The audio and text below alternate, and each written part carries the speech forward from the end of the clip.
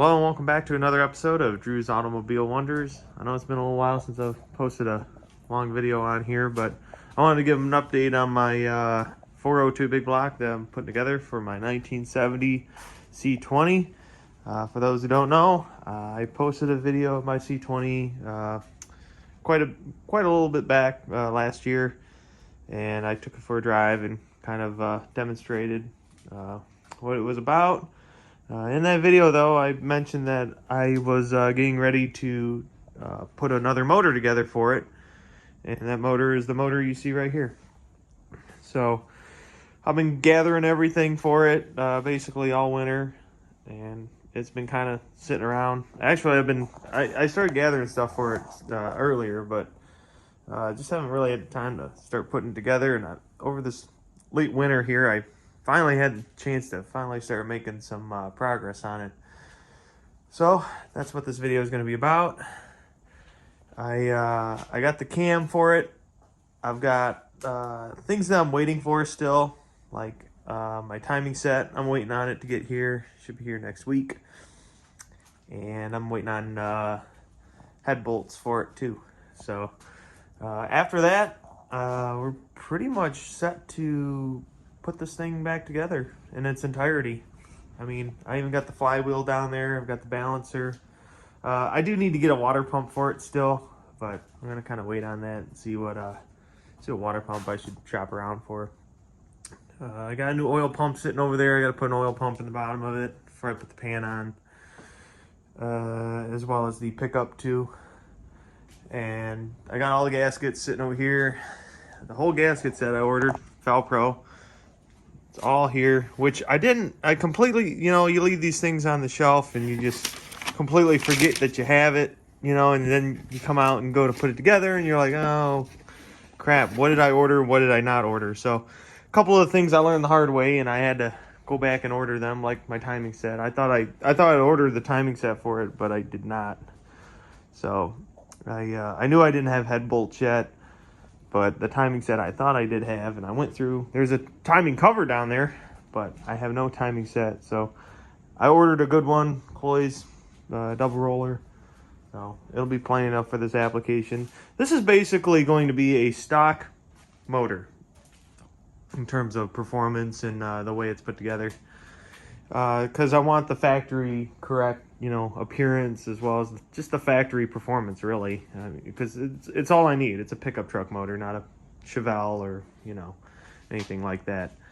So with that said, the cam I got for it is a Summit Racing 1300 cam shaft. I just say the part number as always, and that's going to be the cam that goes in it, and it's pretty much just one hair above stock. And the only reason why that is because it didn't come with a camshaft when I bought the motor, so because it was in pieces when I bought it. But yeah, that's the camshaft I'm going to be getting for it, or the camshaft that I do have for it, rather. So as I said, though, I looked in here. We went to put the rear main seal on, and this is the old one, 2-piece. And I was like, crap, I don't have it. We're gonna have to order it. So I kind of freaked out there for a second. I went online and I was going to order one. I'm like, wait a minute. I wonder if there's one in that gasket set, because I bought like the master gasket set for it. Sure enough, there was one in here. So I was happy with that. Same thing with my valve seals too. I ended up finding valve seals in there as well. So, but I'll get to the heads in a minute here. The motor itself, we got the rotating assembly in. I cleaned up the cylinder walls. This was a 40,000 mile motor, and it came out of a motorhome. So when I bought it, because it was just, the block and everything was just in extremely terrific shape, and these are getting harder to find, and I paid pretty good price for it too. I got a pretty good deal on this for being a part. I think I gave $350 for the whole thing, including the heads, rotating assembly. So but it's, the only biggest issue I've run into in terms of wear on this motor is the pistons have a little bit of pitting on them from previous spark knock and stuff like that. But that's the worst one. But pistons are, set of pistons was like 300 bucks. It was going to run me 300 bucks for this, and I'm not looking to make anything crazy power wise, so I decided to just reuse the stock pistons and go with it. And so I put the rotating assembly in. I put all new bearings and everything, new rings. Sat here for 2 hours re-ringing all the pistons, and everything went together very nicely. And the bearings all went in very nice. Motor, believe it or not, it's really we rotated it after, and as we were going, and noticed that it's really nice and tight. It's not it's not slacky or anything like that. So pretty confident this thing's going to be a really good runner, and it's not going to be any problems. But I guess what I say and what happens are could be two different things. So no such thing as a sure thing, but I think it's going to be a good motor. So with that said, the next thing we're going to be doing is putting the camshaft in it, and then putting the timing set on it, of course, and then putting the heads on it, putting the valve train together. And the valve train's already partially together. I spent last night cleaning the heads up. These are the heads for it. They are the 820 heads, which are, I believe, open chamber, but they're oval port still, so they're still a pretty good flowing head. And these are the heads that are going to be going on that motor. And I just spent last night cleaning the valves up and putting them back in, and putting assembly lube over everything that needs it, and so on and so forth. One thing I have been using with the assembly lube, this is the assembly lube I'm using, it's Royal Purple. I'm also putting zinc content over everything as well, in terms of the bearings and anything that pretty much moves. I have even sprinkled a lot of it on the cylinder walls as well, so when I come in here and rotate the motor around after it's been sitting a little while, I exercise it a little bit. I end up putting the that zinc content hyper lube on it, and hopefully it helps rejuvenate the metal and keeps everything pretty preserved.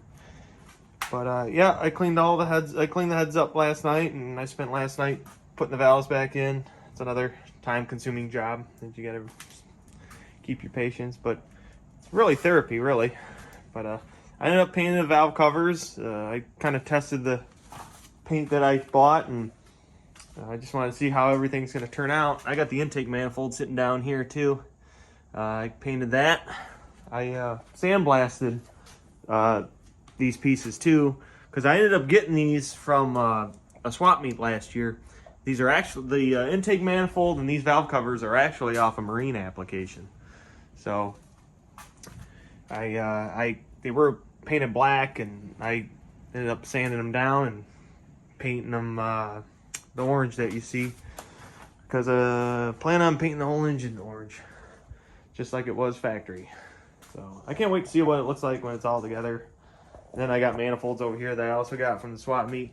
Now the thing about these manifolds is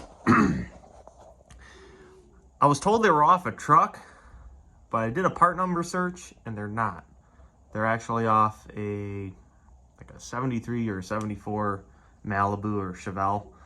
So I don't know if they're gonna work or not, but I guess I'm gonna put it together and see what happens. But the reason why I got them is they were believe it or not, the only manifolds I could find at that swap meet, and they were as clean as they are.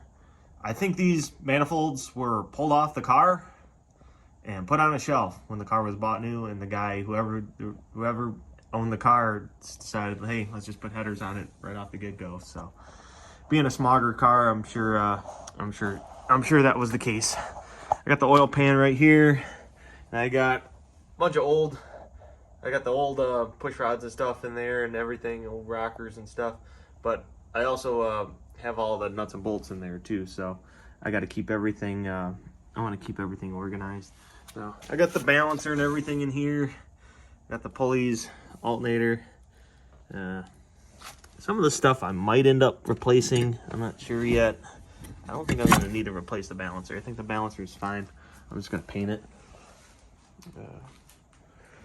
But over here, I got all new rockers, new push rods. I got to clean them up because I've been kind of working over them, but that's all right. I had all my pistons in here, just sitting here, you know, keeping them touched up with WD-40 so they didn't rust sitting in here or anything. I also used fluid film. It was quite interesting having to clean all that stuff up off that block and stuff and these heads when I had to actually go through and, you know, I planned on, you know, start putting it together. So it was interesting. I put all the valves in here. But this engine, it's going to be, I think it's going to be a really cool engine. Putting it in the 70. I used my 70 C20 to pull my race car with it, which, you know, let me show you the engine that it's replacing. For those who don't know and didn't watch, haven't watched my video on this truck, I want to do this build for it because this motor is very tired, and as I stated in the previous video I made on this truck, it's likely out of a car between 79 and 84 as the casting numbers on the head show, and it's also a two-bolt main, so that tells me it's likely out of a car, and the engine's just tired and it needs to be gone through, and it only made 165 horsepower and 260 foot-pounds of torque stock. So putting the 402 in here is going to be a considerable upgrade. And when I pull this out, I'm also going to be pulling the transmission out and going through that too, so it's nice and tight. But in due time, I can't wait to have this truck swapped out, put it back on the road with the big block in it. Apologies for the video being cut short outside. It's very windy out and hard to understand me, so I wanted to wrap the video up in here.